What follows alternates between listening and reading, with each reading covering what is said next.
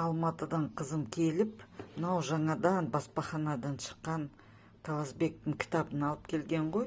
Негізі бұл Таласбектің шығармаларының 5-ші томы. Кезінде Таласбектің шәкірттері мен сосын Нұрымжан Маутов пен Қазақ энциклопедиясында дайындағанбыз ғой.